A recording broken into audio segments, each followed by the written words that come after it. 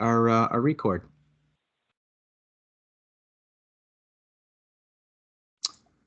Should be recording now, Dan. Thank you. Good afternoon or good morning, depending on your location. Welcome to NGVAmerica's review webinar for its Maximizing Clean Transit Investment study, which we released last week.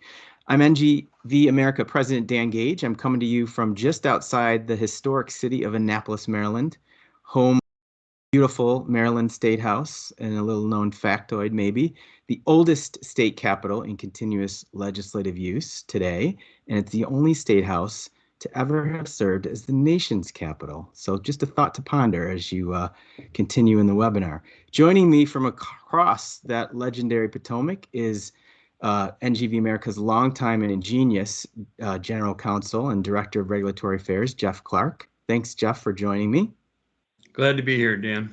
And also with us are NGVAmerica's Director of Federal Affairs, Allison Cunningham, and our Director of Technology and Sustainability, Paul Sandstead. They're assisting today in the call as mechanics, and you may hear their voices from time to time. We welcome all the NGVAmerica members joining us, as well as any non-members and policymakers and staff. For the next hour, Jeff and I are going to run through this report, sharing the many highlights. We have a great deal of information to get through, and it is a little dense at times. So we're happy to answer some quick questions as we go along. I'm going to ask that you pose them via the chat feature. It's sort of this up at the top of the bar on the top banner of your Teams screen. Paul's going to monitor that, and as we can, he'll interrupt with a couple questions or clarifying type quick questions. But at the conclusion of the presentation, we hope to be able to have time to address live questions as well. But because of the large number of participants today, we've asked that you mute your lines, avoid any feedback or unintentional interruptions as we record. Know you're welcome to contact us directly afterwards as well, and we'll share that information at the conclusion. So a little bit about NGVAmerica. We're the only national trade organization dedicated to the development of a growing, profitable, sustainable marketplace for vehicles powered by natural gas and biomethane, and from promoting the use of more natural gas in transportation, both on-road and off-road. And we're seeing growing use of it in the off-road sector. We represent roughly 200 North American companies and gas utilities, producers, OEMs, fuelers, service suppliers, and fleets, including transit fleets like VIA in San Antonio. We have a full legislative and regulatory agenda here in Washington and in states and provinces across the continent. We welcome your interest in natural gas as a transportation fuel, and you can see just a few of those common brands and companies there on your screen that make up our membership. If you're not yet a member, we certainly welcome you to join us. Just give me a shout later. So accessing our report, where can you access this report at any time on our website, ngvamerica.org. You can find it in our resource center. There's also a direct link there, and we will be posting, as I said earlier, this full webinar shortly hereafter. Our comprehensive report is essentially a compilation of independent analysis and reliable and reputable, there we go, third-party sources. It includes 96 source citations and about 38 charts and tables. We want to thank the NGVAmerica members in the transit space who help contribute to this effort with a lot of research, analysis, and certainly copy review. The foundation of our report lies within the informative studies by the U.S. Department of Energy's National Renewable Energy Lab in Colorado, and specifically its multi-year ongoing demonstration project conducted in conjunction with Foothill Transit in California. And Jeff and I want to acknowledge John Gonzalez and Leslie Udy and her team for all their hard work on this analysis. Our mission was really to provide an apple-to-apple comparison of these independent reports and studies, and to best understand the cost and environmental impact, reliability, performance, and range issues of proven CNG buses and how they relate to those of emerging battery electric transit technologies. Anything we should add to that, Jeff? Yeah, Dan. So there's a lot of great information available on the internet, a lot of excellent reports. I'm glad you highlighted NREL's role in their data collection and the excellent work that Department of Energy is doing in terms of funding that work. We appreciate that. Excellent data. So what we wanted to do in our report really is to kind of get all that information together. It takes a lot of time to review those reports and understand what's in them. We wanted to provide them in one place, summarize that information in one place for our members and for others who are interested in this issue. And then today's presentation, really the ideal for our presentation is our report's kind of long too. So we wanted to highlight for you the main points that we learned in our research. And so if you don't have time to dig into the report and read it, we wanted to highlight the main conclusions today for you. Great, let's get right to that. So some of the key takeaways you'll find in the report, well, actually in the executive summary, as well as page 8 of the introduction, sort of a chart that highlights all of these key takeaways from NREL's ongoing Foothill Transit study. And so our report or our analysis sort of breaks these down by topic. We have cost, both the unit costs and then refueling and repair and maintenance costs. So you get cost per mile, reliability. We also look at performance based in that report. We also review, just a little bit of background on components and fuel sources, as well as technology and infrastructure, and then do a great deal of analysis on the environmental impact, both zero emissions when it relates to criteria pollutants, but also sort of well-to-wheel NOx and well-to-wheel carbon intensities of the fuel. And then finally, what those emissions reductions look like from a cost effectiveness perspective. So the first main point, natural gas buses are less expensive to purchase. So if we look at just the Foothill cost and compare again the data that's presented by them, the CNG bus costs are about $329,000, or about 36% less than the battery electric components. And two things to sort of look at here: we're slightly more expensive than the diesel incumbent, but far less expensive than what it costs to purchase a battery electric bus. But also look at the bottom of that screen and you'll see the differences in the range abilities of both technologies, and we'll certainly be talking about that as we move forward from here. When we look at the details of NREL's Long Beach transit study, you'll see the figures there on your screen. The electric bus in that study cost twice as much, twice more than the CNG buses. And again, our effort here was just to sort of get a common set, looking at various reports of what those facts are, or what those dollar prices are. American Public Transportation Association, has information that they put out annually through usually surveys of their members. And again, CNG has the lowest clean technology cost over the diesel incumbent. And the other important thing to note from all of their data, and we presented some of it in this report, is that most transit buses in the US are 40-foot or larger. So you'll see a lot of differing prices. It depends on the size and model, but we're looking at majority of transit buses in operation in the United States are 40-foot and larger. Jeff, anything to add on that related to the APTA data? It is a report that they issue every year. It's available on the APTA website, and this is based on the 2019 data. As we were finishing up our work and completing our report, which took a number of months to write, APTA has issued their 2020 report. So in the future, we do plan to update our report, and we will include the newer data as it becomes available. We also looked at a report by ICF, and it was done for the California Electric Transportation Coalition, as well as the NRDC.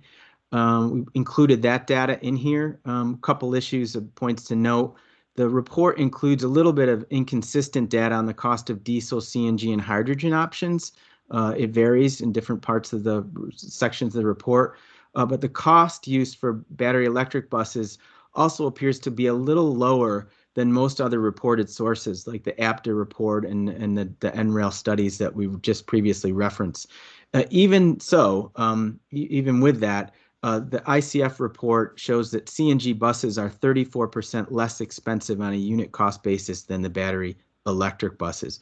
But I think even more important, some of the takeaways from that ICF report are that they call out for that there is a big need for massive public subsidies in order to make battery electric buses competitive, not just today, but into the future.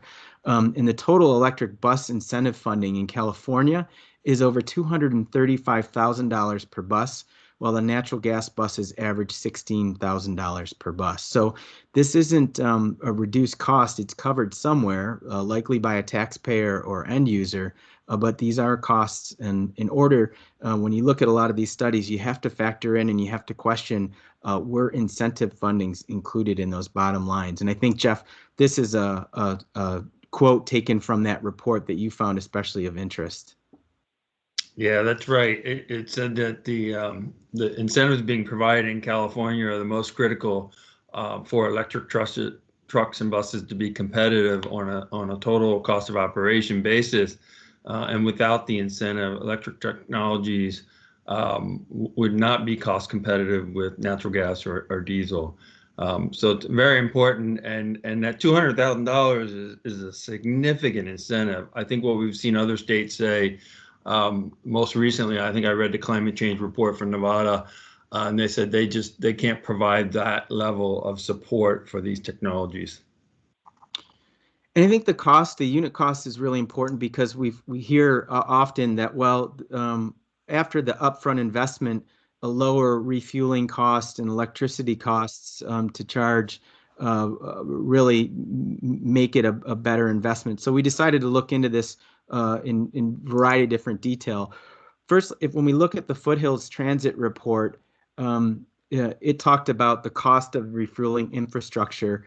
It shows that it would be about $120.6 million over the next 12 years to recharge a fleet of 373 mandated battery electric buses. And that's because the state of California is requiring transit agencies in that state to transition over the next several years to fully electric fleets.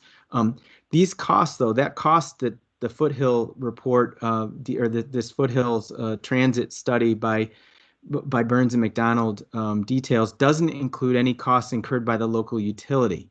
So those would be costs to upgrade the infrastructure to supply the added load at overnight terminals. These are just costs that the authority itself will have to pay for or incur to upgrade their facilities in order to charge their fleet. And it's also important to note that in the Foothills situation, Southern California Edison has committed to paying 100% of their expenditures on that upgrading of the infrastructure. They intend to recoup that through their typical rate proceedings. So ratepayers would be funding those types of upgrades. And Dan, I think it's important to point out for our audience that when we talk about the Foothill report, there's the Foothill report that NREL has done and has been updating periodically. And then this analysis in this particular slide is a report that was done for Foothills as a result of a requirement. The California Air Resources Board is requiring all the transit agencies in the state to put together plans and submit those plans detailing how they're going to move to 100% electric buses by the end of this decade and what the cost would be. So that's where these figures are coming from. Yeah. And even, when we look to the right side of the screen, even the sort of pro-electric ICF report also shows that CNG infrastructure costs are lower than electric, in this case, 2019 costs per bus. We talked about that a little bit, Jeff, you and I over time here. I think it's important to note that we've also talked about, it's important to note that for many transit agencies, they've already made this infrastructure investment, especially in California, in CNG refueling. They'd have to start essentially over from scratch when they do transition to battery. That's a good point. A lot of these cost comparison studies that we see don't take into account that many of the major urban areas around the country already have natural gas bus fleets, very large natural gas bus fleets. And that means that they've already invested in the infrastructure. So those are sunk costs or costs that they can continue to monetize in the future. And so these reports really should not be putting that burden on the fleet going forward because they've already paid that cost. So Jeff mentioned the CARB requirement, and we're starting to see a lot of transit authorities and agencies in California are doing these independent reviews to find out what these costs are going to be and report back to CARB. Omnitrans Transit, in one of their board meetings, had some interesting information. They are planning $100,000 per bus for charging equipment, an additional $50,000 per bus for all the extra support. So $150,000 per bus investment here up front, just to be ready to refuel a battery electric bus. And LA Metro has estimated that they will have to spend between $3.5 billion and $5.7 billion over the next 40 years if they had to transition to battery electric. They figure they could save that money if they could continue to utilize their existing natural gas fueling infrastructure and transition all of that, 100% of that fuel to ultra low NOx, the ultra low NOx buses to be refueled by renewable natural gas.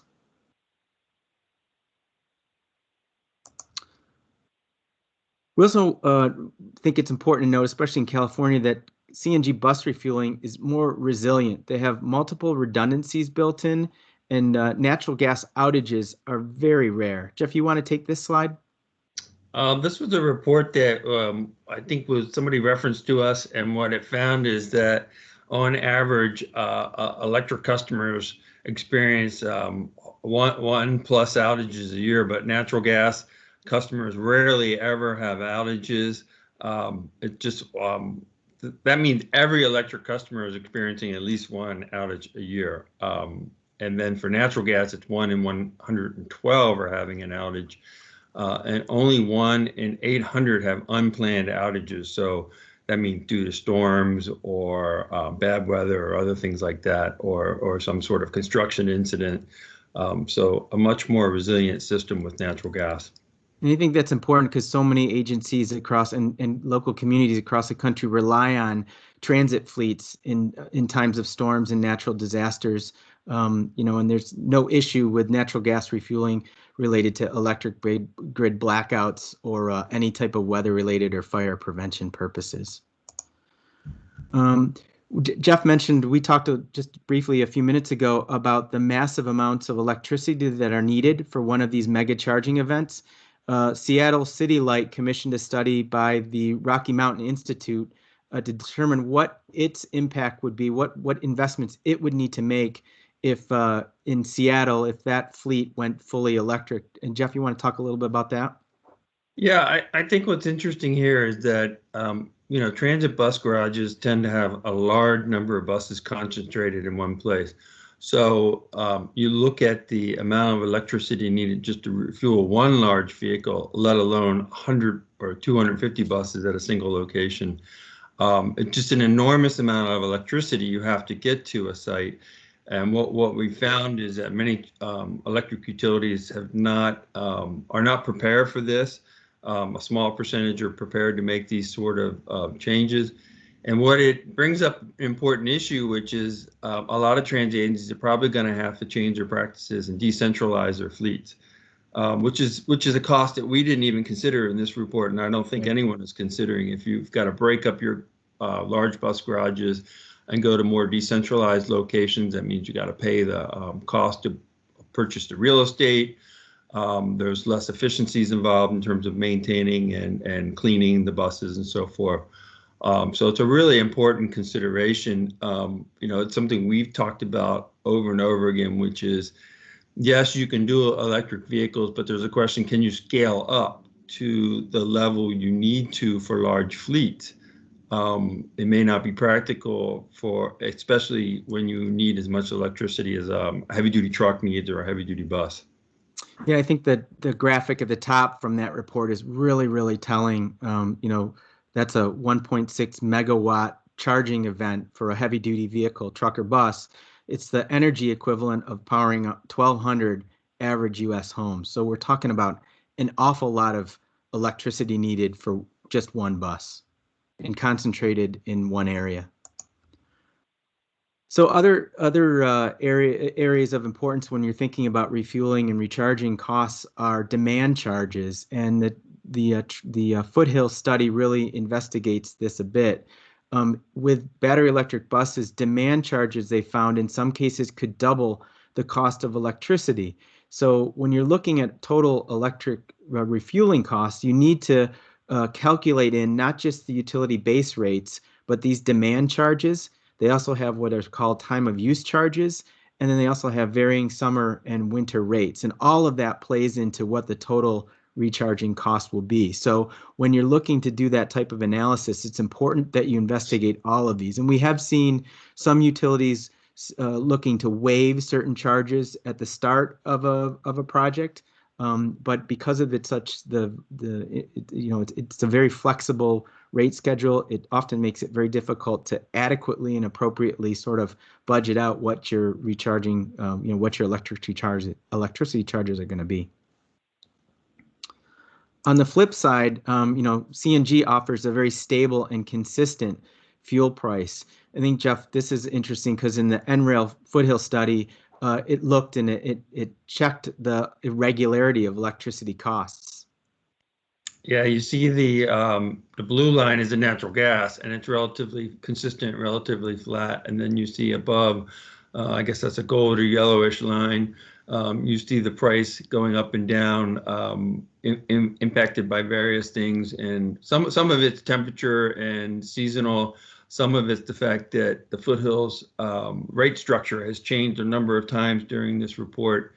And I think, to go back to the slide that you just covered, I think an important point is even where customers are able to get attractive rates for electric vehicles, those are being subsidized by someone, right? So those costs are being incurred by the taxpayers in the state or other customers. So there's, it's important to understand what the true costs are, and it's a really hard thing to get your hands on, and that's why we really like this data from NRail.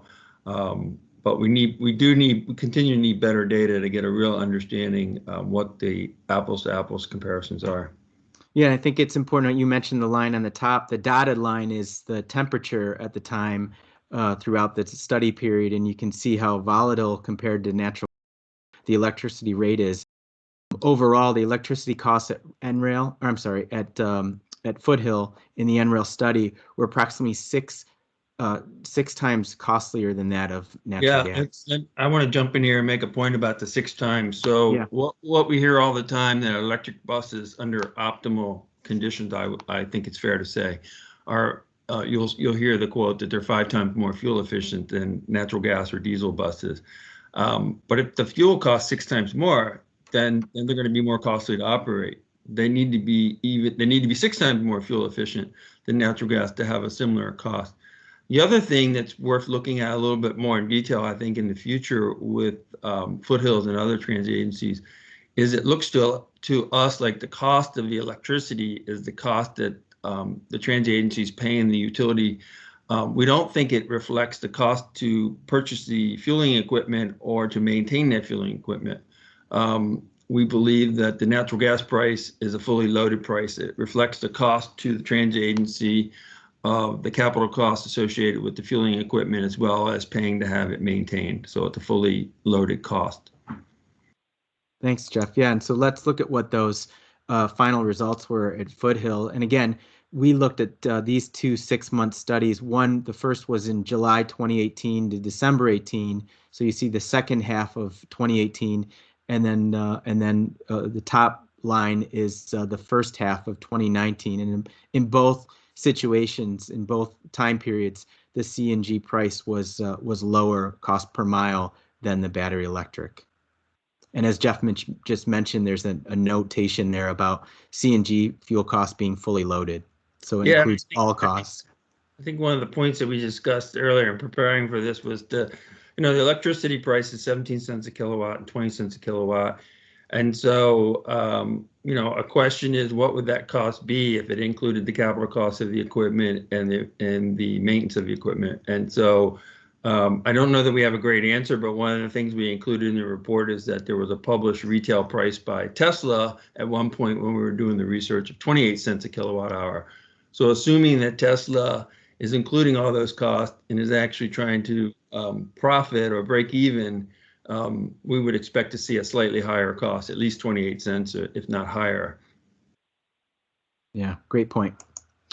So let's look at another factor that NREL considered in its report here, and that has to do with natural gas buses and the battery electric buses in the study in their reliability. Overall, the CNG buses spend fewer days out of service. You'll see that the daily per bus availability for electric was as low as 46% in our report. This chart shows what the averages are during that 6-month period of the first half of 2019. So the average was 63%, just over 63% for battery electric. That's the 35-foot because that was the majority of buses in the study. 12 buses, I think, Jeff, were 35-foot, and only 2 of them were the 40s.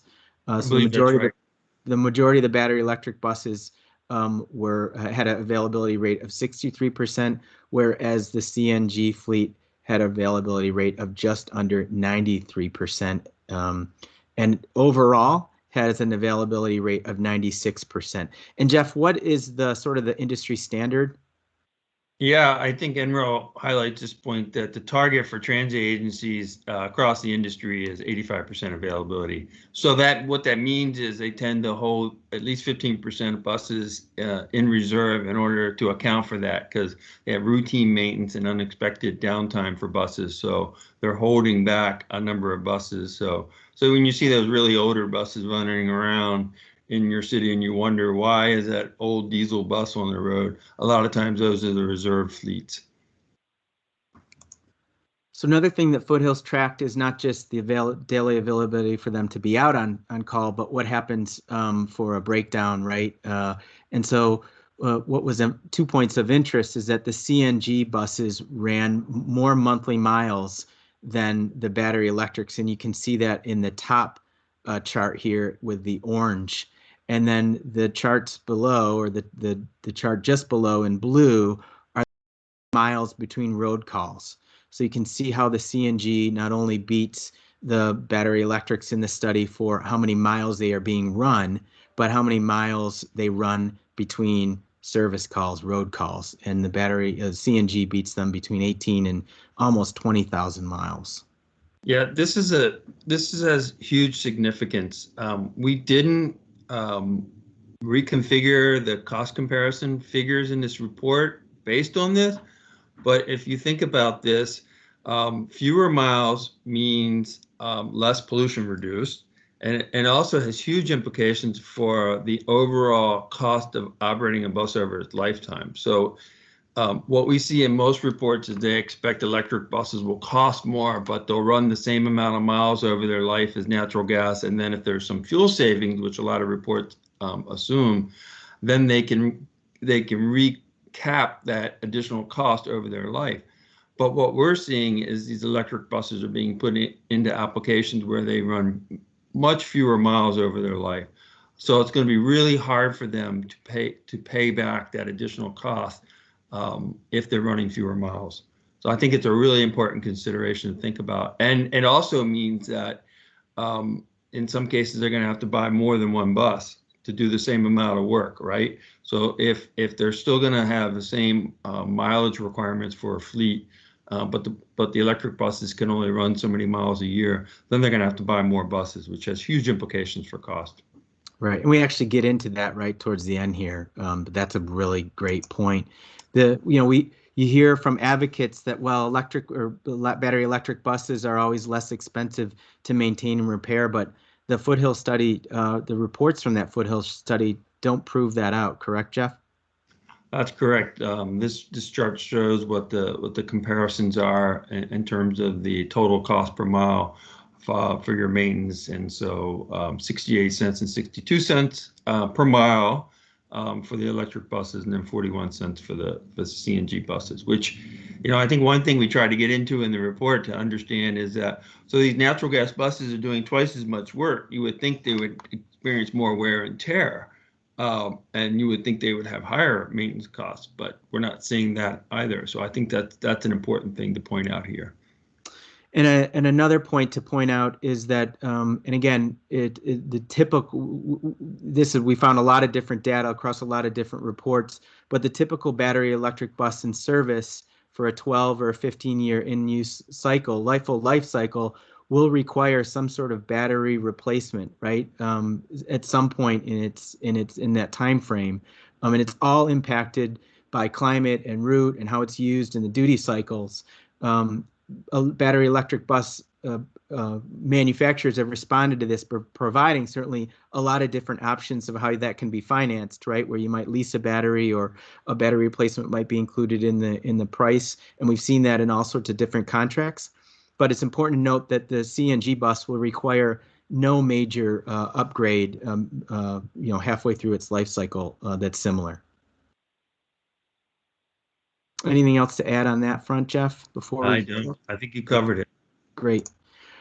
So natural gas buses are really the alternative fuel workhorse. We saw all the route and mileage numbers just a minute ago, but I think it's important to note, when we started to get into this, that CNG buses are an interchangeable one-to-one replacement for diesel, both in terms of capacity, capability, size, seating.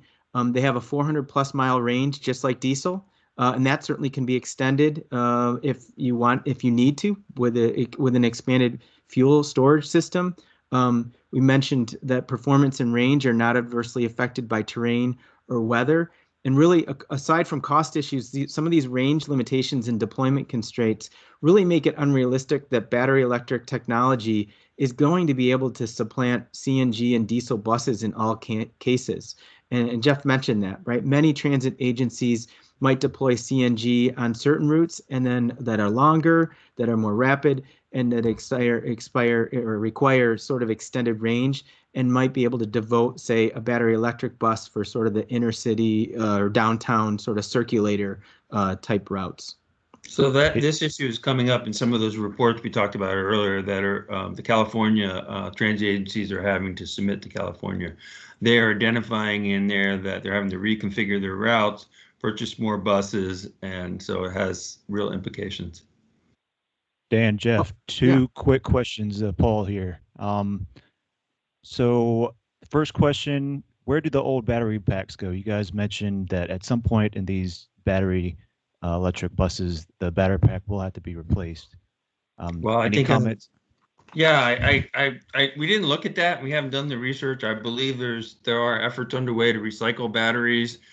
There's a lot of discussion about using them for backup storage later in life. I know the automotive industry is struggling with trying to figure out a solution there, but I have to say we did not dig into that issue, so I don't have a more specific answer than that. I know they're looking at ways to recycle them or reuse them in applications where it's not so critical that they maybe only have 50% of their capacity left. Yeah, and I think that from the little anecdotal research we came across is that there certainly is opportunities being developed to use them sort of in a second life. But beyond that, what happens to them? They obviously need to be recycled. And I think it's really important to note that there is not a single profitable recycling operation across the globe. I know there's a couple entities, one in Europe, one that's struggling here in the United States, but I don't think they're profitable. And they haven't found a way to basically reuse those batteries or recycle them other than to just landfill them. And that's, again, another whole environmental consideration. Great, thank you. And one last quick question. What is the average life of a CNG vehicle? So transit buses typically are kept about on the road 15 years. So that's true for natural gas. That's true for diesel. I think some of the comparisons, when we do our comparisons, we usually put in 15 years. I've seen other reports that do 12 years, and the reason they're putting in 12 years because that's the minimum number of years you have to operate a bus if you've received Federal Transit Administration funding for the bus. So you're definitely going to see 12 or more years with these transit buses, unless they've had some problem and they have to send them back to the manufacturer. Great, let's move on. So CNG buses, we just mentioned, provides more work, more reliability. In the Foothill study, you can see the average miles traveled by the CNG buses exceeded that by the battery electric buses by about 2,200 to 2,800 miles per month. the battery electric, we would need more battery electric buses if you were gonna meet those mileage needs, and that's what we're looking at. Jeff mentioned having to purchase more buses, not only to have the appropriate ratio in your reserve, but also because you need to have more buses to meet those fleet needs. And it's about where CNG is a 1-to-1 replacement to diesel. We factored in, and you'll see in other studies, a factor of about a 1 to a 1.2 bus replacement factor for battery electric. In the Foothill study that was just reported back to CARB by Burns and McDonald, you'll see that exactly, that about 353 buses would be needed to maintain that peak vehicle requirement of 287 buses in the contract reserve ratio of 15%. At Foothill, and what they've reported, that they will need to purchase an additional 15 battery electric buses just to meet that reserve ratio. So they will now need to grow their fleet to about 368 buses, and that needs to be factored into all of these considerations when making an overall investment for a particular agency or property. Jeff, let's talk a little. One more quick question from Dennis Ding. So Sure. the Foothill data shown is based on Southern California weather operation. How would cold climate impact electric bus operation? That's a great point. I think we're going to touch on that in a couple. Thank you in for the next asking. slide. And in Here a it couple is. Slide. Yeah, I mean, you got it. That's an important point. Southern California is kind of an optimal, very, very nice climate. Or San Diego would be, I guess, better climate. They do have pretty hot days, but it's the cold temperatures that are really take a bite out of electric buses. So Dan's going to talk about that now. Yeah, well, there are a couple studies here now. Jeff can chime in, please do. But we found a great article about the Minnesota Valley Transportation Authority and a battery electric bus demonstration project that they did. At freezing, their range was below target, and in even colder temperatures, the bus could not even complete its full day of responsibilities. And on one 5-degree Fahrenheit day, the battery in that bus lasted all of 40 minutes for a total of 16 miles. So, in extreme climates, it's a big issue. The other thing we found, a lot of anecdotal evidence says, and it's in our report and sourced, that in a lot of these colder weather climates, the fuel-fired heating and cooling system on these buses that are added, they're actually fuel-powered. So they mount their own fuel system on the top of the bus to handle the HVAC needs, because if they ran them off the battery power, it would severely reduce range. So that leads you to question, well, is it really a zero emission vehicle then? And Jeff, why don't you start here and talk a little bit about the NREL study that we did find some great data on in King County, Washington. Sure, and I'm going to try and be quick because I noticed we're at the 53 minutes now, and we've got a few more slides to go through, but this shows the impact of the temperature and the fuel efficiency. So in this case, I think we see a 24% reduction in the fuel efficiency as a result of cold temperature. And what's important to keep in mind here is that we're seeing a fuel economy high of 17 to a low of 13. Many bus manufacturers will advertise their battery electric buses as having a fuel economy of 20 miles per gallon equivalent. And that's because those are based on the FTA test cycles, which are very, very generous to all buses and do not require that you operate your auxiliary systems like your heating HVAC system. So when you get into real world conditions, you see impacts like this, 24% reduction, which is important. I mean, it's sizable. This is what you could see outside of California. Well, and you can see it's a 24% reduction in fuel economy and efficiency, and the green arrow at the top, that green line is the battery fleet, and then the dotted line is the temperature. And I think it's really important to note that during this time period in December here that they talked about, the coldest temperature recorded that December was above 40 degrees. So we're not talking about Minneapolis weather here. Further in that study, why is it important? And it's important because as colder temperatures impact that bus's efficiency, they also greatly increase the fuel cost per mile. So in these baseline fleets here, or battery electric compared to the baseline fleets, during those winter months, they had a much higher per mile fuel cost. and it was because of efficiency reasons, but also because of those higher electricity rates that we discussed earlier. And then it's further compounded by the fact that battery electric buses traveled fewer miles in this particular study between December and February, which resulted in higher costs from demand charges on a per mile basis. So again, you've got to look at all of those different funding mechanisms in terms of what the cost of your refueling rate will be. Natural gas buses are a zero emissions equivalent. So I guess it's the easiest way to say this is that new CNG buses today reduce the harmful emissions of nitrogen oxides, NOx, by up to 99% and particulate matter emissions by 96% compared to transit buses that were built prior to 2010. And unlike diesel, natural gas requires no costly or cumbersome emission control equipment, just like an electric bus. But I think what we're seeing more and more concentration on is some climate positive transportation, and natural gas certainly has an answer to that as well. Natural gas buses can decarbonize transportation. It's a carbon negative transit. You can have that today if you simply refuel that CNG bus with renewable natural gas. Jeff, you want to talk a little bit about what's circled here? Yeah, I think it's important to highlight where these numbers come from. We've used the Argonne National Laboratories A-Fleet tool. So these are your footprint emissions for transit bus, different technologies.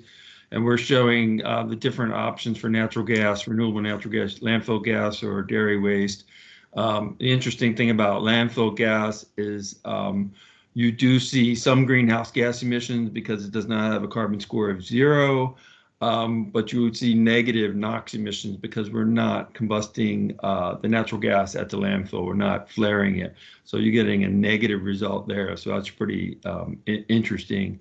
And of course, the ag waste, it's a little hard to see in this chart, has a very low carbon score. And so what we're seeing now in California, I think everyone hopefully has seen the reports that have come out, that the average score for all the bio-CNG that's being made available in California is now negative. That means when you average the landfill gas that's being used with the dairy waste that's being used, has a net negative score, something we've been saying as an organization that customers can go to today with natural gas by selecting dairy gas, but you don't even have to do that anymore in California because the average is net negative. So we anticipated a question on the call or a question potentially from someone of what is renewable natural gas? Well, renewable natural gas is just simply captured methane from landfills, wastewater treatment plants, food waste, or agriculture. It's captured above ground. This is methane that would inordinately just go into the atmosphere and should be captured in the first place. And why is that especially important? Because if you want to confront climate change, you have to capture these biological methane emissions and redirect this energy for positive use. And you're basically also supporting a circular economy. And if you use that captured renewable natural gas, which again can be either compressed or liquefied, just like fossil gas, when you use that RNG in transportation, you reduce the environmental impact of that waste, you're displacing traditional motor fossil fuels, and you're restoring America's local economies because you're now supplying a new revenue stream for family farms, you're employing laborers for all of this RNG facility construction, and we're creating a whole new green energy workforce. And as Jeff just mentioned, the Q2 2020 data from CARB confirms what a lot of us have been saying all along, that the energy weighted carbon intensity value of, at least in California, its RNG vehicle fuel portfolio is now below 0. You want to talk about just the importance of that milestone, Jeff? Yeah, I mean, that's what everyone is focusing on with the Paris Agreement. For a while, it was 80%. We need to get to 80% reduction. Now it's 0 or net 0. And so this is 2021, right? Or 2020. And we're at net 0 today. And that's fantastic. And if you look at what's going on in California, they are investing in more dairy projects. GNA, Cliff Gladstein was quoted in a great article this week in Freight Waves, indicating that 90% of the fuel now being used in California, natural gas fuel, is renewable natural gas. And so that score of minus 0.85, GNA has estimated in the next several years as more dairy gas comes online, that will be more like negative 101. So just really fantastic results. And the takeaway fact is that renewable natural gas holds the lowest carbon intensity of any on-road vehicle fuel, and that includes fully renewable electric from solar or wind. I think that's an important fact that that's missing from this conversation. So let's talk a little bit about that and why it's so important, because it means that CNG buses offer the most cost-effective emission reduction investment today and into the near future. So let's talk a little bit and just share a little bit of what that Burns and McDonald Foothill study showed when what it's going to cost Foothill Transit its alone just to transition its fleet from CNG to battery electric. They estimate that it will be $409.7 million in total cumulative additional costs over the next 25 years without incentives. If they do have incentives, it will be $141 million in cumulative additional costs over the next 25 years. And that's just Foothill's bottom line. That doesn't include these costs to transition are the same with incentives or without incentives. It just is really a matter of who pays and whose books they're on. Yeah, and to put that in perspective, I think folks listening, if they're with a transit property, I think we have the figures in the report, but Foothills is about a 350 bus property. Right. So what we decided to do is step back a little bit and say, well, okay, if CNG buses offer the most cost-effective emission reduction investment, how do you get to that? And what does $10 million say, a $10 million investment buy? You want to walk through these numbers, Jeff? Yeah, the idea for this comparison is not really our own. G&A and the Game Changer document did this, and so I think this is a great way to say if money's not free, right? So if you've got limited amount of money, you have 10 million you're going to invest. How many more natural gas buses are you going to get than battery electric buses? Well, you're going to get almost six more buses. So that's 6 buses that can be carrying customers and kids and business people to work, that's what transit buses are supposed to do, right? So you get more buses, so you're better off there. You actually get more NOx reductions because you're displacing more pollution. You're taking more older, dirtier buses off the road, and so you're driving down emissions even further, and you're reducing greenhouse gas emissions significantly more. So it's a win-win. I think that's what they said in the Game Changer report, and I think that's the takeaway here. We put that sort of in a chart too that sort of explains a little bit. But the highlight is that for the same amount of money, a transit agency could purchase 50% more CNG buses than battery electric buses. That would provide 51% more NOx emission reductions. And if then you fuel with RNG, you're also getting 78% more greenhouse gas emission reduction. So it's not even a question of can you get more buses on the road, which is important for environmental justice and really trying to influence and improve conditions in some of those frontline communities. But you're by choosing RNG fueled natural gas buses, you're actually getting better more emissions reductions from both NOx and greenhouse gas, and that's a big takeaway. So how does this all relate to total operational cost? And Jeff, I'm going to let you talk through this chart because this is the top part here above the green arrow is all from Foothill, and then we did a little bit of revision to show too what it would mean if in lower and higher speed operations, so that we have a true apple to apple comparison. Right. So all data means, NREL has been issuing updates. I think they're looking at the data in 6-month periods, and then they issue an updated report. This is based on a report that not the last report that came out, but before that, because we started working on this study. But all data is the 3-year period, I believe, or something like that. So the total operational cost of the electric buses is 86 cents per mile. The total operational cost for the natural gas buses is 54 cents a mile. So it's important. We brought in a lot of additional issues in this report. We've been talking about infrastructure, capital cost of the bus. These costs, NREL is only looking at the cost of the fuel and the cost of operating and maintaining the buses. They're not adding in capital cost of the bus or the infrastructure. So I want to be clear on that point.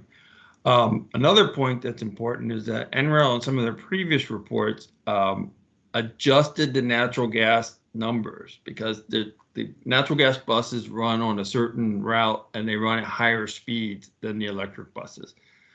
So what they did was they adjusted the natural gas bus. They said, well, what happens if the natural gas buses ran at slower speeds? The assumption, or based on some data, is that natural gas buses would be less fuel efficient if they were in more stop and go conditions and slower speed. So we used the same adjustments that NREL did. And what you see is that in all data, the comparison is natural gas is still, it's still less costly to operate, 82 cents versus 86 cents. Then what we did also was we said, well, let's be fair. Some of our members, I mean, let's be honest, some of our members who were reviewing our report said, hey, you need to look at electric buses running in higher speeds. And what impact would that have? And remember, there's energy lost when you're charging the bus and other things. So you're using a lot more energy. So we factored that in, assumed some additional inefficiencies with the electric at higher speeds. And so you see the delta between, or the savings with natural gas is much more significant, 54 cents versus 94 cents. This is something that I think we'd love to see some real world data to be able to say, this is what we think will happen. We'd like to see some real world data of electric buses that aren't operating in these short routes, lower speed. Let's see what happens when they're running on the longer routes at higher speeds. They're going to have to do two things, right? They're going to have to put more batteries on them to run on those routes, or they're going to have to charge them more frequently. Charging more frequently is not that efficient, and it's costly, right? You have some downtime. You've still got to pay your driver if you're going to do on-route charging. So we're pretty interested to see, as more electric buses get on the road, how they size up against natural gas and some of these other routes. And let's talk about the ICF report, because obviously it was, a pro EV report and result. But even in that report, Jeff, the CNG buses have a lower total operational cost. That's true. I like the ICF report. There's a lot of great data in it, and the way they present it, it makes for, you can go in and you can download all their assumptions, and then you can change your assumptions and try and do some comparisons. What's interesting here is these are current status of natural gas versus electric, and you see that the natural gas buses are slightly less costly to operate over their life than the electric buses. Now, I would point out that ICF assumes that the electric buses are 50% less costly to operate from fuel standpoint, and 40% less costly for operation and maintenance. Now, that's not consistent with what we've seen to date in Foothill and some of these other studies. So they're being very generous with the assumptions about fuel cost savings for electric buses and operational maintenance savings cost. So keep that in mind when we say that, natural gas is only slightly less costly to operate than the electric buses. The other big thing in the ICF report that we point out is that they assume the capital cost of an electric bus is $753,000, which is, about $200,000 less, or a little bit less than $200,000 less than what we're seeing in other reports like APTA. So for a 40-foot natural gas bus, we think $753,000 is just not realistic, not today. But let's assume, Jeff, let's assume that we took those various generous numbers from them. It's still showing a savings per bus by using natural gas of about $92,500. So if you had a 100-bus fleet and you're replacing them one-to-one, we're talking about a $9.2 million difference. Even with your favorable assumptions, correct. Right, but we've been talking about, well, it really is going to take 1.2 battery electric buses to meet the workload of a single natural gas bus. So show those numbers there at the bottom and then the chart on the right and how we broke that out.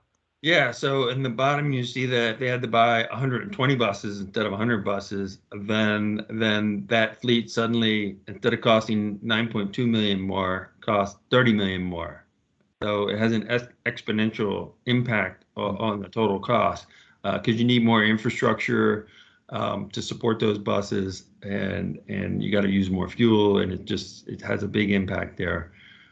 So, you know, I like the ICF report and the way they've set up these comparisons, but I think they're being a little overly generous to electric buses. And you know, so, one other thing I wanted to say about the ICF report that we didn't really get into is they look at future expected costs for electric buses, and so of course they think that cost of electric buses is going to decline significantly. We talk about that in the report in terms of that just doesn't seem to make sense with economics in terms of this significant push to electric vehicles and the increased demand for batteries, and how how the cost is going to continue to decline if demand goes up.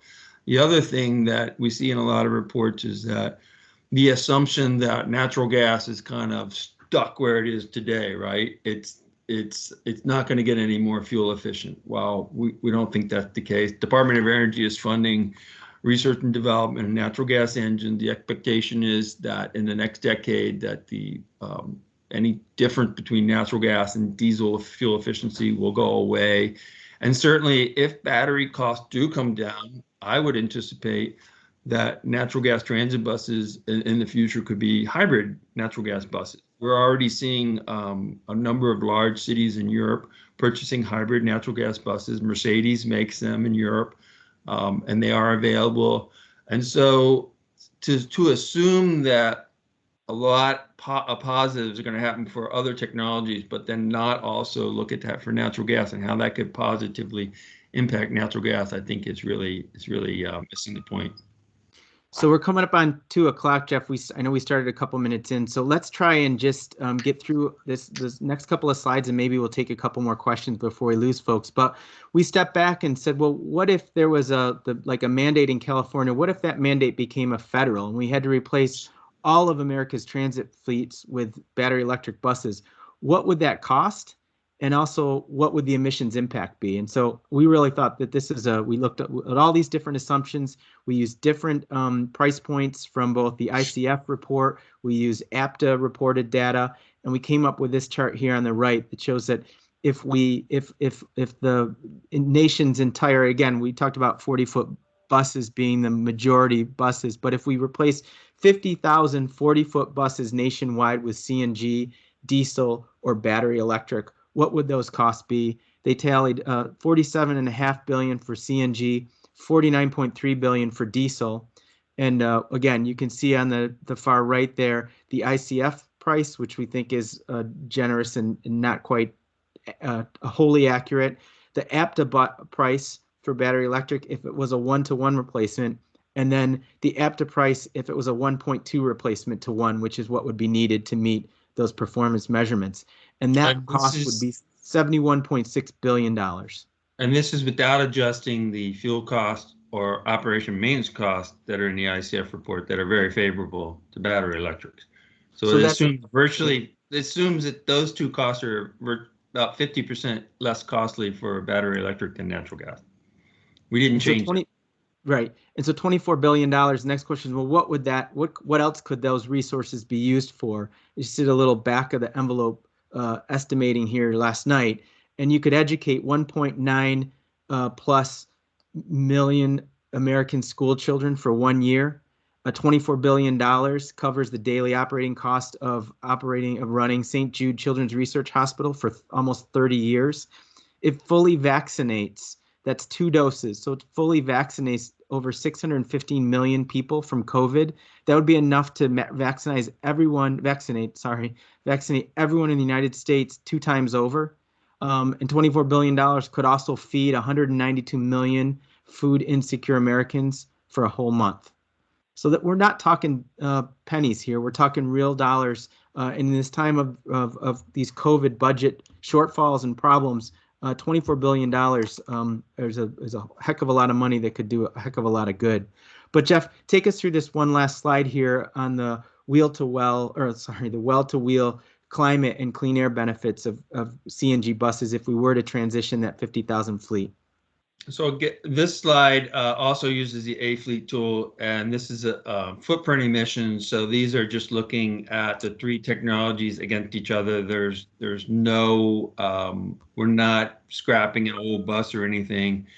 And this is landfill gas. This is using the A-Fleet assumptions about landfill gas, which is not carbon negative. So if we use the new California score, you would see that blue line for greenhouse gases go down to 0.